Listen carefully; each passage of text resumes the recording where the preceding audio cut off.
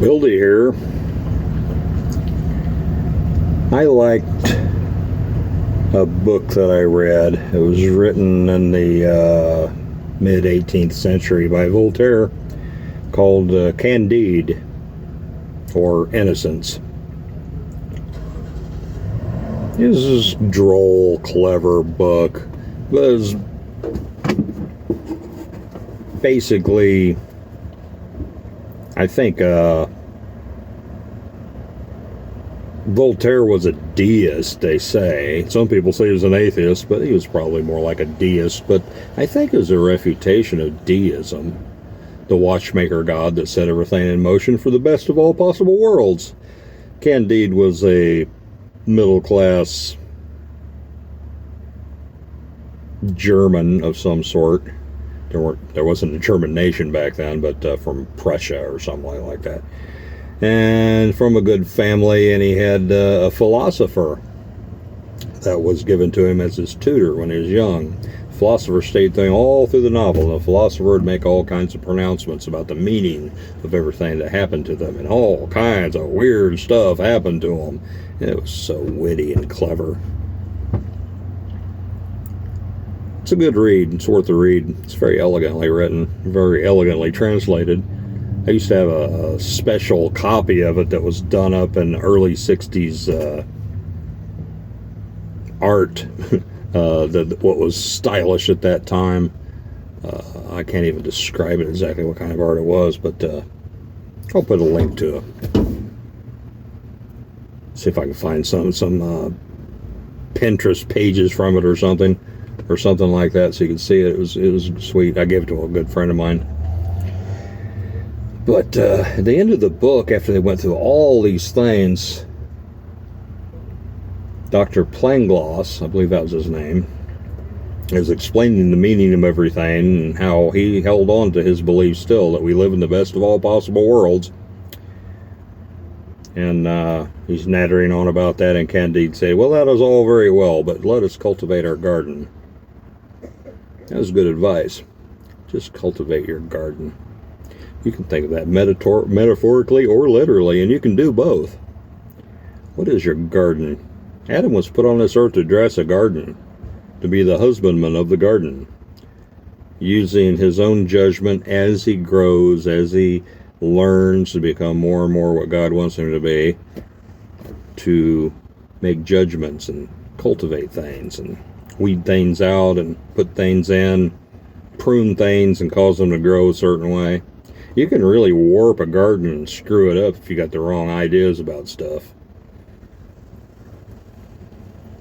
And garden, does it have to be plants? Aren't we in a garden? I mean, let's be metaphorical here. You've got people in your garden. Don't you cultivate people? Try to help them grow, help them self-actualize, help them deal with weeds and pests that they have attached to them that are making them unhealthy. They might even like them, but you have to find a way to, with respect to their dignity, still show them how to get rid of these things, or show them they need to, point them toward the truth, train them toward the sun. I like that. Let's cultivate our garden.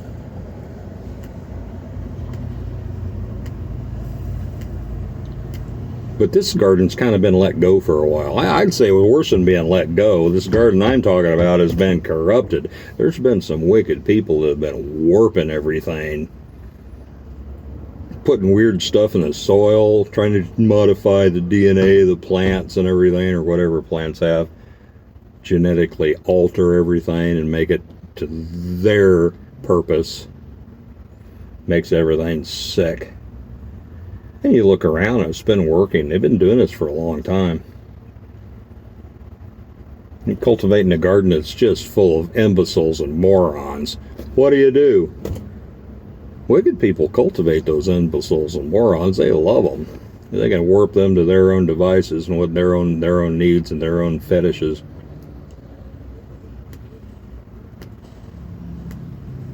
They can weaponize them to use against people they consider competitors, or people they think are too uppity, and maybe even threaten them and what they want to do. People that are better than them. Yeah.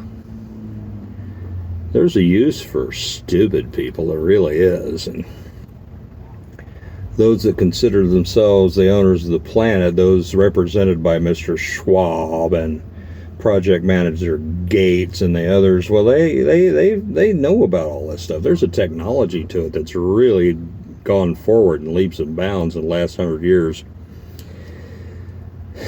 They cultivate their garden. They use techniques, radio frequencies,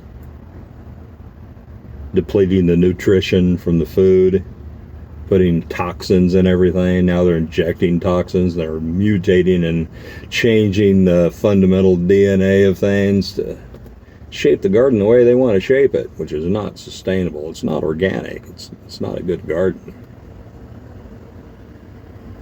You can cultivate your garden too, and you should be doing it.